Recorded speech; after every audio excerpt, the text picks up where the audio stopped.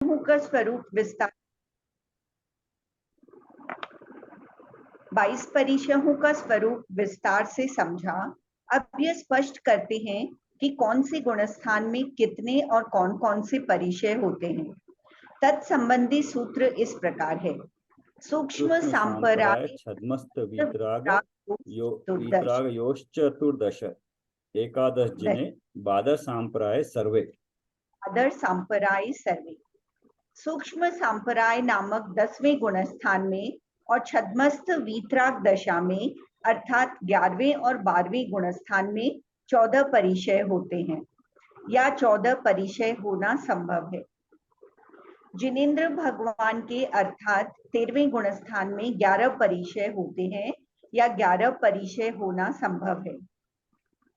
बादर सांपराय अर्थात 6ठे गुणस्थान से 9वें गुणस्थान तक सभी परिचय होते हैं या सभी परिचय होना संभव है। 10वें गुणस्थान से 12वें गुणस्थान तक हो सकने योग्य 14 परिचय इस प्रकार है। क्षुधा, पिपासा, शीत, उष्ण, दंश, मशक, चर्या, शय्या, वध, अलाभ, रोग, तृण स्पर्श, मल, प्रज्ञा और अज्ञान। इसी प्रकार 13वें गुणस्थान में जिनेंद्र भगवान के हो सकने योग्य 11 परिचय इस प्रकार है। क्षुधा, पिपासा, शीत, उष्ण, दंश, मशक, चर्या, शय्या, वध, रोग, तृण स्पर्श और मल।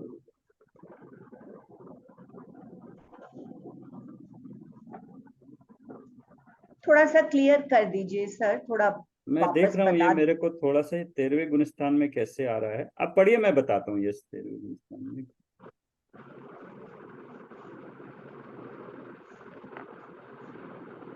हो सकने योग्य 11 परिचय है 13वें गुणस्थान में जिनेंद्र भगवान को। क्षुधा, पिपासा, शीत, उष्ण, दंश, मशक, चर्या, शय्या, वध, रोग, तृण स्पर्श और मल। इसको देखना पड़ेगा, मतलब मेरे को, मैं देख के बताता हूँ मैं। ठीक है। 13वें गुणस्थान में जिनेंद्र भगवान को परिचय हो सकते हैं। तो वेदनीय कर्म होता है ना सर, 13वें गुणस्थान तक वेदनीय कर्म की सत्ता है, तो हाँ। उसके सद्भाव में ये कहे होंगे। हाँ, बट उनको उसका फील नहीं होता, वेदन नहीं होता है। हाँ, वेदन नहीं होता है। तो ये कर्मानुयोग के हिसाब से ये हो सकता है, लेकिन वेदन हाँ। नहीं होता है। उदय में आ सकते हैं, लेकिन उसको हाँ। भूख का तो वैसे ही लगती नहीं है उनको, बट परिचय हो सकता है।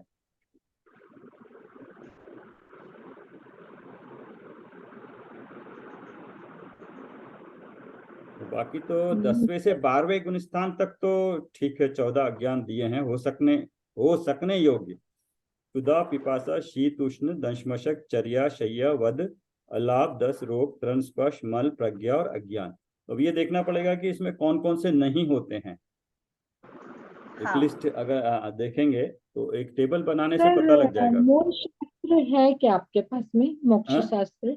हाँ है आपके पास मूल शास्त्र सर, उसमें शायद इसका इन्होंने एकादश जी ने जो श्लोक है 11वें नंबर का, एकादश जी ने 11 परिचय इसी का है, तो मतलब ये बादर संप्राय सर्वे, इस श्लोक का उन्होंने क्या अर्थ दिया है मेन शास्त्र में?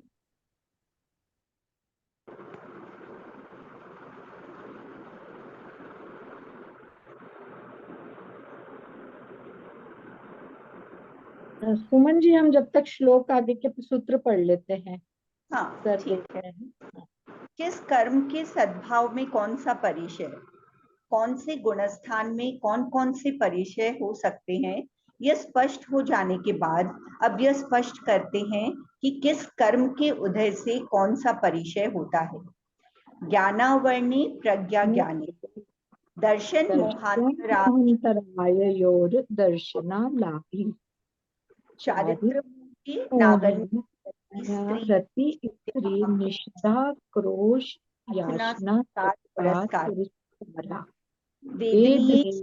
शेषा। ज्ञानावरण के सद्भाव में प्रज्ञा और अज्ञान परिचय होते हैं। दर्शन मोह के सद्भाव में अदर्शन और अंतराय के सद्भाव में अलाभ परिचय होता है। चारित्र मोह के सद्भाव में नागन्य अरति स्त्री, निषद्या आक्रोश, याचना और सत्कार पुरस्कार परिचय होते हैं। इसमें दिया है, सभी इसमें दिया है, लेकिन हाँ मैं पढ़ता हूँ, 2-3 पेज है, फिर इसको पढ़ लेता हूँ मैं। अब 13वें गुणस्थान में परिचय बतलाते हैं एकादश जिन्हें। 13वें गुणस्थान में जिनेंद्र के ऊपर बतलाई 14 में अलाप, प्रज्ञा और अज्ञान, इन 3 को छोड़कर बाकी 11 परिचय होती है, मतलब जो छद्मस्त का बताया था। यद्यपि मोहनी कर्म का उदय न होने से भगवान के क्षुधादि की वेदना नहीं होती, इसलिए उनके परिचय भी नहीं होती, तथापि उन परिचयों के निमित्त कारण रूप वेदनीय कर्म का उदय विद्यमान है। अतः वहां भी उपचार से 11 परिचय कहे हैं, वास्तव में उनके एक भी परिचय नहीं है। यह तो ठीक है, भगवान के क्षुधादि की वेदना नहीं है, किंतु मोह कर्म जनित वेदना के न होने पर भी द्रव्य कर्म की विद्यमानता बताने के लिए वहां उपचार से परिचय कही गई है, क्योंकि विद्यमान शरीर द्रव्य कर्म की विद्यमानता, जिस प्रकार समस्त ज्ञानावरण कर्म के नष्ट होने से युगपत समस्त वस्तुओं के जानने वाले केवल ज्ञान के प्रभाव से उनके चिंता का निरोध रूप ध्यान संभव नहीं है, तथापि ध्यान का फल जो अवशिष्ट कर्मों की निर्जरा है उसकी सत्ता बताने के लिए वहां उपचार से ध्यान बतलाया, उसी प्रकार यहाँ परिचय भी उपचार से बतलाया है। ये आगे ये व्यवहारने का कथन है। व्यवहारने का अर्थ करने का तरीका यूं कि वास्तव में ऐसा नहीं है, किंतु निमित्त आदि की अपेक्षा से उपचार किया है। निश्चय से केवल ज्ञानी के 13वें गुणस्थान में परिचय नहीं होती, कर्म होने के कारण और निमित्त से बताया है, व्यवहार की अपेक्षा से बताया है। यस, निश्चय की अपेक्षा। यस। बाकी तो और भी इसमें काफी कुछ दिया हुआ है बाकी सभी के लिए, वो बाद में पढ़ सकते हैं।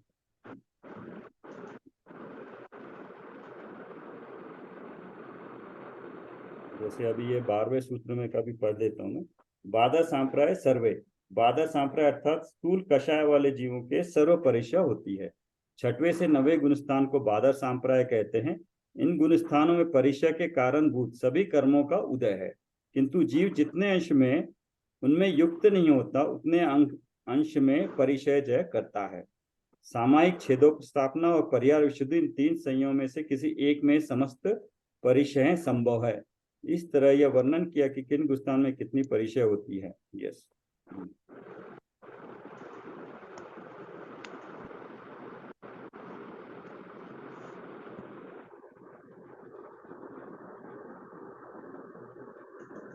ठीक है, आगे पढ़ लिया है। ये फिर से पढ़ें, किस कर्म के सद्भाव में कौन सा परिचय? हाँ, ये पढ़ लेते हैं एक बार फिर से। यहाँ पे इन्होंने क्लियर किया है शायद। किस कर्म के सद्भाव में कौन सा परिचय, कौन से गुणस्थान में कौन कौन से परिचय हो सकते हैं, यह स्पष्ट हो जाने के बाद अब यह स्पष्ट करते हैं कि किस कर्म के उदय से कौन सा परिचय होता है। ज्ञानावर्णे प्रज्ञा ज्ञाने, प्रज्ञा ज्ञाने, अदर्शन लाभो, अदर्शन चारित्र कन्या अरति स्त्री निषद्या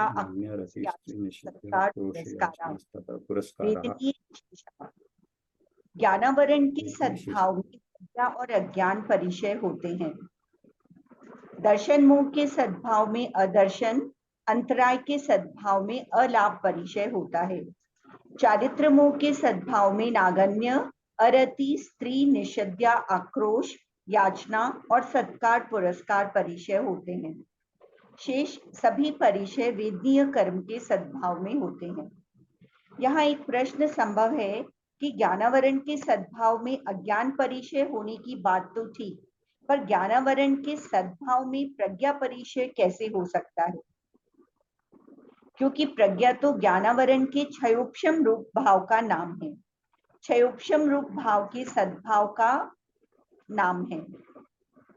इस प्रश्न का उत्तर सर्वार्थ सिद्धि नामक ग्रंथ में आचार्य पूज्यपाद ने इस प्रकार दिया है।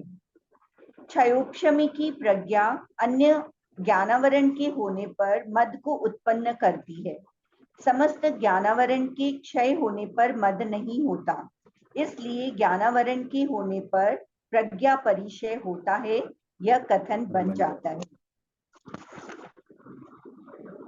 इसी प्रकार का भाव तत्वार्थ राजवार्तिक में आचार्य अकलंग देव व्यक्त करते हैं। उनका स्पष्ट कहना है, मैं बड़ा विद्वान हूँ, यह प्रज्ञा मद मोह का कार्य न होकर ज्ञानावरण का कार्य है। दर्शन मोह के उदय से होने वाले अदर्शन परिचय के संदर्भ में पंडित फूलचंद जी द्वारा निम्नांकित विशेषार्थ विशेष देखने योग्य है। सर उसको क्लियर करना चाहेंगे जो प्रश्न आया अभी? हाँ, ये था ना, यहाँ पे है ज्ञानावरण के सद्भाव में अज्ञान परिचय होने का बात तो ठीक है, पर ज्ञानावरण के सद्भाव में प्रज्ञा परिचय, तो प्रज्ञा परिचय इसको बताया कि क्षोक्षम प्रज्ञा अन्य ज्ञानावरण के होने पर मतकोत्पन्न, मतलब ज्ञान का क्षोक्षम हो तब तक हो सकता है, लेकिन जब ज्ञानावरण का 13वें गुण स्थान में उदय ही नहीं होगा तो वो परिचय नहीं होगा। ज्ञानावरण के क्षय होने पर मद नहीं होता, इसलिए ज्ञानावरण के होने पर प्रज्ञा परिचय होता है, यह कथन बनता है। मतलब 12वें गुण स्थान तक ये प्रज्ञा का परिचय हो सकता है। तो प्रज्ञा का परिचय एक बार देखते हैं, प्रज्ञा का क्या है? अपने पांडित्य का गर्व न होना। हाँ, वो है पांडित्य का गर्व न होना। तो पांडित्य का गर्व तब तक होगा जब तक ज्ञानावरण का उदय है, 12वें गुण स्थान तक हो सकता है। हाँ, ठीक है।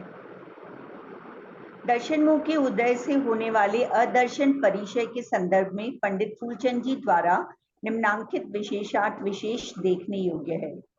दर्शन मोह से यहाँ सम्यक्त्व मोहनीय प्रकृति ली गई है।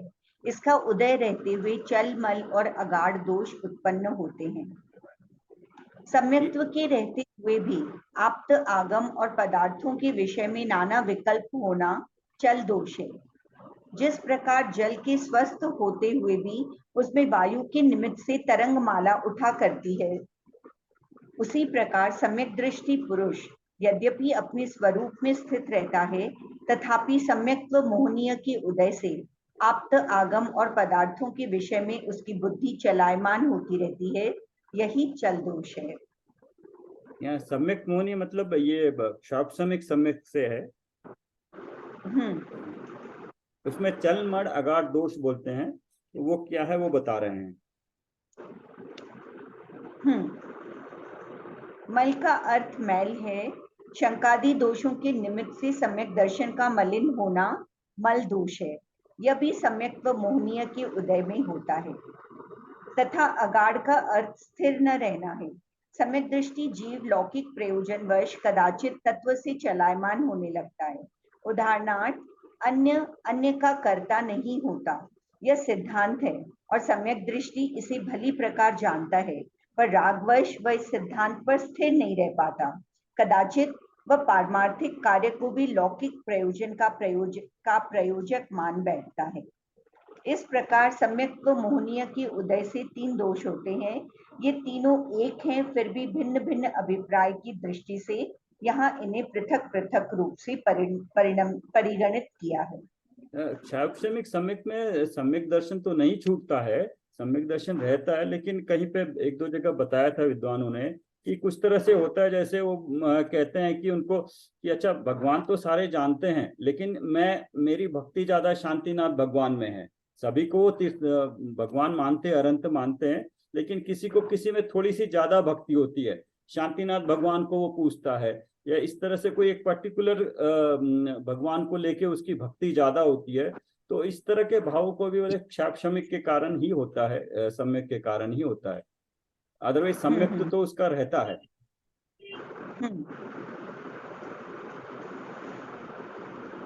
ये जो चलमल अगाढ़ दोष है उस कारण से ऐसी बुद्धि होती है। हाँ, ऐसी बुद्धि होती है। प्रकृति में इसी दोष को ध्यान में रखकर अदर्शन परिचय का निर्देश किया है। यह दर्शन मोहनी के उदय से होता है, इसलिए इसे दर्शन मोहनीय का कार्य कहा है।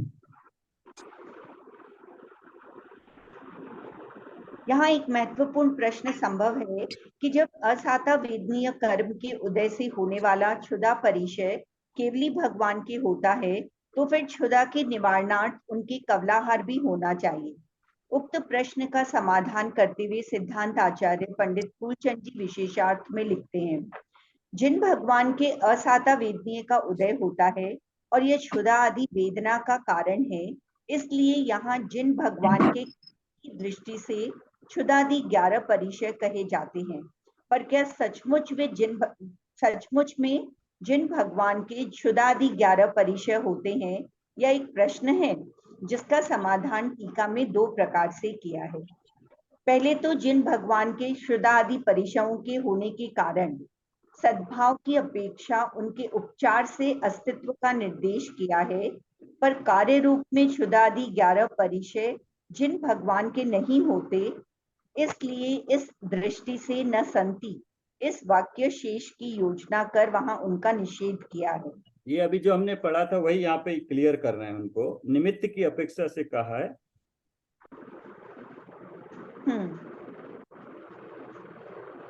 बट एक्चुअली उनको वेदन नहीं होता है, उनको एक्चुअली क्षुधा लगती नहीं है।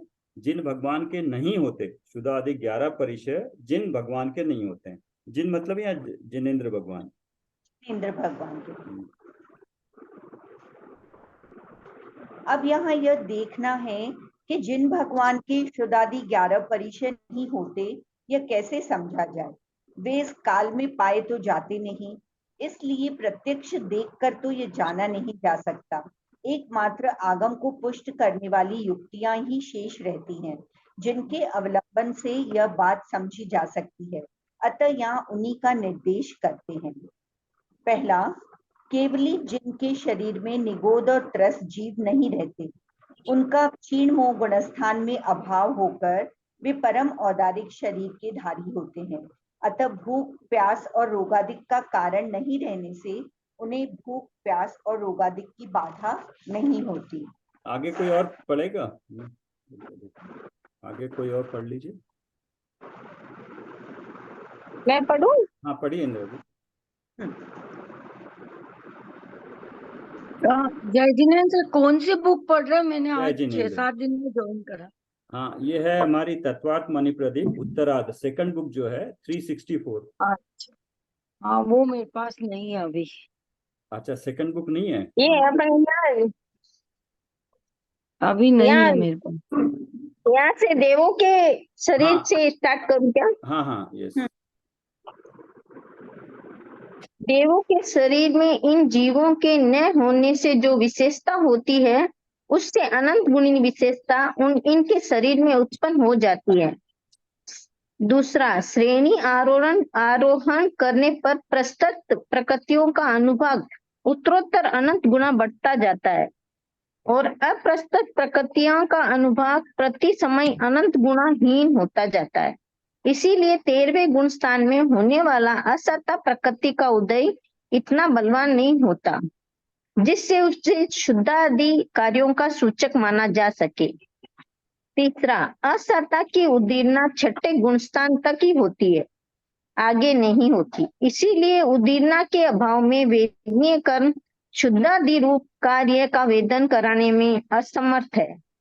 जबकि केवली जीव के शरीर को पानी और भोजन की आवश्यकता नहीं रहती, तब इनके न मिलने से जो क्षुधा और तृषा होती है, वह उनके हो ही कैसे सकती है। वेदनीय कर्म का कार्य कुछ शरीर में पानी तत्व और भोजन तत्व का अभाव करना नहीं है। वास्तव में इनका अभाव अन्य कारणों से होता है। हाँ, इनका अभाव होने पर इनकी पूर्ति के लिए जो वेदना होती है, वह वेदनीय कर्म का काम है। सो जबकि केवली जिनके शरीर को उनकी आवश्यकता ही नहीं रहती, तब वेदनीय के निमित्त से तज्जनित वेदना कैसे हो सकती है? अर्थात नहीं हो सकती। केवली जिनके साता का आश्रय सदाकाल होने से उसकी निर्जरा भी सदाकाल होती रहती है। इसीलिए जिस काल में असत्ता का उदय होता है, उस काल में केवल उसका ही उदय नहीं होता, किंतु उससे अनंत गुणी शक्ति वाले साता के साथ वह उदय में आता है। माना है कि उस समय उनका सम्मुखेन उदय है, पर वह प्रति समय बनने वाला साता कर्म परमाणुओं की निर्जरा के साथ ही होता है। इसीलिए असाता का उदय वहां क्षुधादि रूप वेदना का कारण नहीं हो सकता। पांचवा, सुख दुख का वेदन वेदनीय कर्म का कार्य होने पर भी वह मोहनीय की सहायता से होता है। अंतः केवली जिनके मोहनीय का अभाव होता है, अंतः वह क्षुधादि रूप वेदनाओं का सद्भाव मानना युक्ति संगत प्रतीत होता है। नहीं होता। इन प्रमाणों से निश्चित होता है कि केवली जिनके क्षुधा 11 परिसर नहीं होते। बोलना है कुछ? हाँ, इसमें इन्होंने सारे के सारे उदाहरण दिए हैं। शरीर नहीं है, परम औदारिक शरीर नहीं है, तो उसमें भूख प्यास रोग आदि का कारण नहीं है, तो लगेंगे नहीं है। ठीक, श्रेणी आरोहण में भी अप्रशस्त प्रकृतियों का अनुभव प्रति समय अनंत गुनाहीन होता है। प्रशस्त अनुभव मतलब फल देने की जो शक्ति है बहुत कम कम होती जाती है। और 13वें गुण स्थान में असाता प्रकृति का उदय इतना बलवान नहीं होता है कि उसे क्षुधादि कार्यों का ये बट मेन तो यहाँ पे ये लगता है जो मोहनीय कर्म का उदय नहीं है। अगर वेदनीय का उदय भी है तो मोहनी का नहीं उदय होने से उनको वेदना नहीं होती है। ये अनंत गुणी शक्ति वाले साता के समय सात को उदय में आता है, माना कि उस समय उसका स्वमुखेन उदय है। स्वमुख से मतलब जो प्रकृति खुद उदय में आके खिर जाती है वो स्वमुख होती है। और जो साता असाता, जैसे असाता है, असाता होती तो है लेकिन जब उदय में आते वक्त वो साता रूप अगर पलट के आ जाती है तो उसको स्वमुख नहीं बोलते हैं, परमुख उदय बोलते हैं। स्वमुख का क्या है? स्वमुख बोलते तो जो प्रकृति जैसी है वो अपने रूप में उदय में आके फल देना। तो अगर साता है तो साता रूप प्रकृति उदय में आई तो साता रूप उदय में आके फल देना। लेकिन असाता प्रकृति होती है, लेकिन जिस समय उदय में आती है, उदय में आने से पहले असाता रहती है एक समय तक, पर जैसे ही उदय में आती है वो साता रूप होकर उदय में आती है, तो उसको बोलते हैं परमुख से उदय में आना।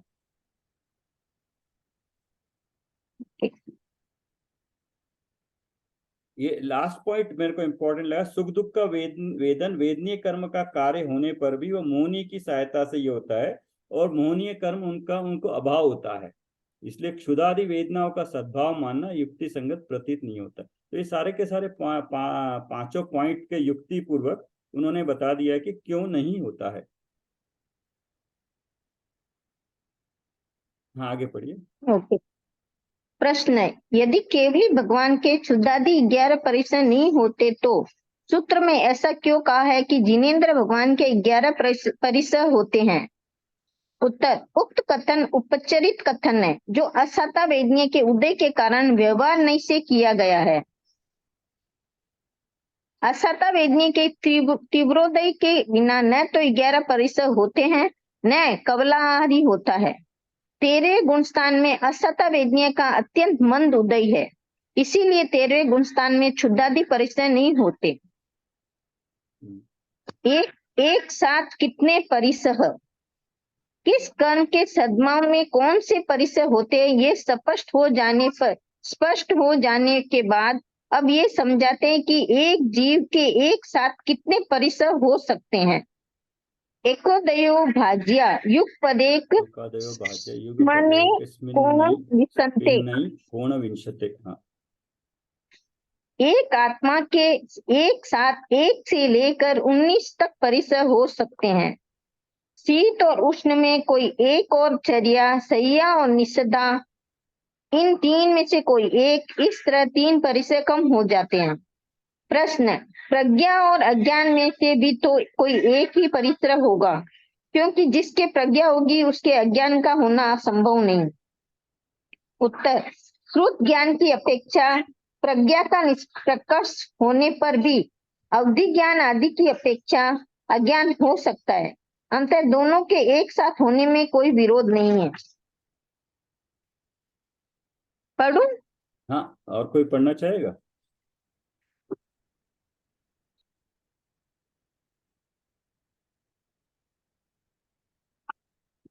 ये दिखाया ना 1 से लेकर 19 में शीत और उष्ण, अगर 2 होगी तो एक ही का होगा, एक साथ दोनों का नहीं होगा। शय्या, चर्या, निषद्या। शय्या मतलब सोना, चर्या मतलब गमन करना, निषद्या मतलब बैठना, क्योंकि तीनों में से एट ए टाइम एक ही होगा। तो ये एक दिखाया, इसलिए इसमें से कम हो गए, शेष 17 दिखाई है। हाँ, चारित्र के भेद पढ़ू सर? हाँ, पढ़ू सर मैं? हाँ, चारित्र के भेद पढ़िए। चारित्र्य के भेद। संवर के कारणों में गुप्ती, समिति, धर्म, अनुप्रेक्षा और परिशों की चर्चा के उपरांत अब चारित्र्य के भेदों की चर्चा करते हैं। सामायिक सामायिक के छेदों सामायिक के स्थापना, परिहार, विशुद्धि, सूक्ष्म छेदोपस्थापना सांप्रदाय, यथाख्यात, समिति, चारित्रम। यथाख्यात सामायिक छेदोपस्थाना स्थापना, सामायिक छेदोपस्थाना यस, हाँ, परिहार, विशुद्धि, सूक्ष्म संप्रदाय और यथाख्यात, ये 5 चारित्र के प्रकार है। सामायिक चारित्र, समस्त सावध योग का अभेद रूप से त्याग करना सामायिक चारित्र है। छेदोपस्थापना चारित्र, सामायिक चारित्र से डिगने पर प्रायश्चित के द्वारा सावक व्यापार में लगे हुए दोषों को छेद कर पुनः संयम धारण करना छेदोपस्थापना चारित्र है। अथवा समस्त सावक योग का भेद रूप से त्याग करना छेदोपस्थापना चारित्र है। परिहार, विशुद्धि चारित्र, जिस चारित्र में प्राणी हिंसा की पूर्ण निवृत्ति होने से विशिष्ट विशुद्धि पाई जाती है, उसे परिहार विशुद्धि कहते हैं। सूक्ष्म संप्रदाय चारित्र, अत्यंत सूक्ष्म कषाय के होने से सूक्ष्म संप्रदाय नाम के 10वें गुणस्थान में जो चारित्र होता है उसे सूक्ष्म संप्रदाय चारित्र कहते हैं। यथाख्यात चारित्र, समस्त मोहनीय कर्म के उपशम से अथवा क्षय से जैसा आत्मा का निर्विकार स्वभाव है वैसा ही स्वभाव पर्याय में प्रकट हो जाना यथाख्यात चारित्र है। इस प्रकार ये 5 प्रकार चारित्र के जो नग्न दिगंबर मुनिराजों के होते हैं, इनसे पूर्ण वितरागता की प्राप्ति हो जाने से सहज ही सिद्ध दशा की प्राप्ति हो जाती है। हाँ, ये पूरे के पूरे चारित्र समझाएंगे? जो बोलते हैं छठे गुणस्थान से शुरू होते हैं। 5वें गुणस्थान में तो संयम होता है और चौथे में तो अव्रति या असंयम होता है।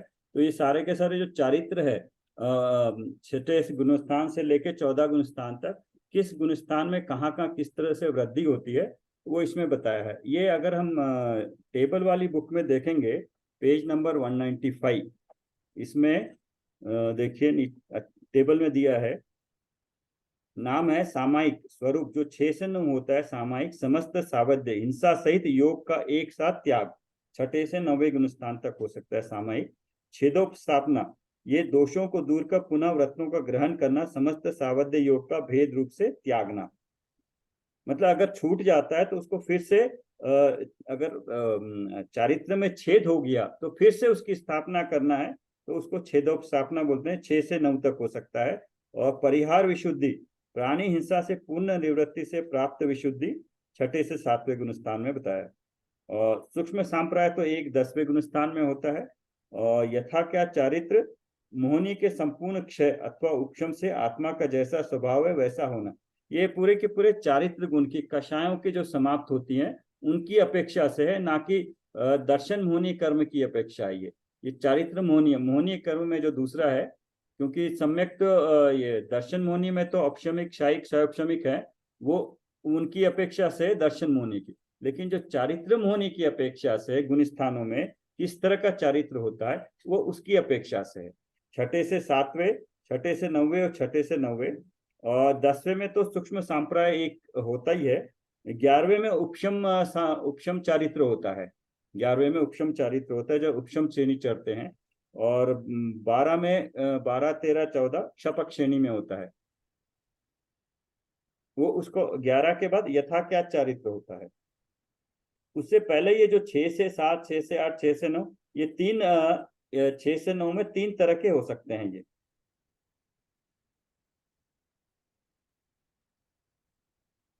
आगे पढ़ो सर। हाँ, इसमें और यस, इसमें नहीं दिया लेकिन आगे इसमें दिया है। परिहार विशुद्धि चारित्र में पढ़ता हूँ। निम्न सभी विशेषताओं से युक्त जीव के ही परिहार विशुद्धि चारित्र हो सकता है। ये एक पर्टिकुलर विशेषता है जिसमें दिखाया गया 6, 7वें गुणस्थान में जो होता है। 30 वर्ष तक सुखी रहने के बाद दीक्षा लेकर 8 वर्ष तीर्थंकर के पाद मूल में रहकर 9वें प्रत्याख्यान नामक पूर्व का अध्ययन करने वाला जीव, मतलब एक पर्टिकुलर जीव को पर्टिकुलर कंडीशन में ही परिहार विशुद्धि चारित्र प्राप्त हो सकता है। बाकी अगर वो नहीं हो तो उसको सामायिक का छेदोपस्थापना कुछ भी हो सकता है। लेकिन छठे सातवें में दिखाया है प्राणी से संपूर्ण परिहार विशुद्धि, 30 वर्ष तक सुखी रहना है, उसके बाद उसने दीक्षा लेना है, फिर 8 वर्ष तीर्थंकर के पाद मूल में रहना है, फिर 9वें प्रत्याख्यान नामक पूर्व का अध्ययन करने वाला जीव हो, मतलब उसको इतना ज्ञान होना चाहिए, तब उसको परिहार विशुद्धि चारित्र हो सकता है।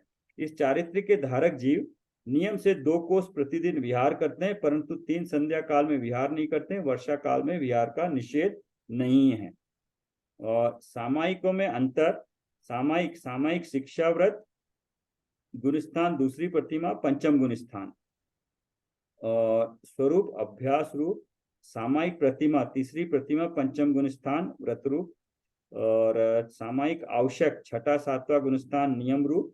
ये जो प्रतिमाएं होती हैं पंचम गुणस्थान में, उसमें सामायिक जो अलग अलग बताए, सामायिक शिक्षा व्रत बताया है वो पंचम गुणस्थान में दूसरी प्रतिमा है, सामायिक प्रतिमा वो तीसरी प्रतिमा है, और जो मुनि को होती है सामायिक आवश्यक करने लायक है छठा सातवां गुणस्थान में नियम रूप से करना होता है, और सामायिक चारित्र छठे से 9वें गुणस्थान में यम रूप होता है।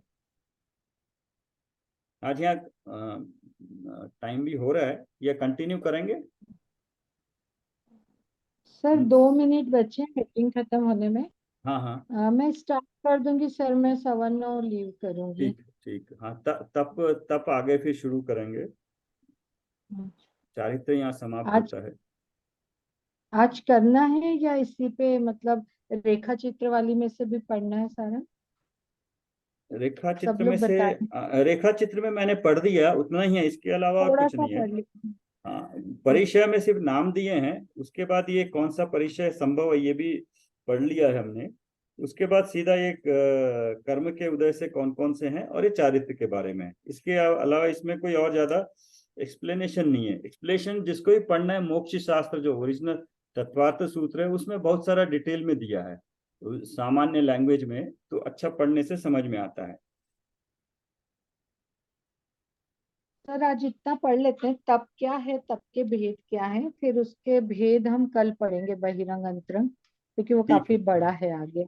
हाँ तो यहाँ तक पढ़ लेते हैं। तप के भेद जो है, बहिरंग और अंतरंग में क्या क्या आया है वो पढ़ लेते हैं, फिर उनका डिटेलिंग कल कर लेंगे। फिर हम्म गुणमाला जी के पास तो बुक नहीं है सर, आप ही पढ़िए, हाँ क्योंकि यस। मेरा बीच में ब्रेक होगा।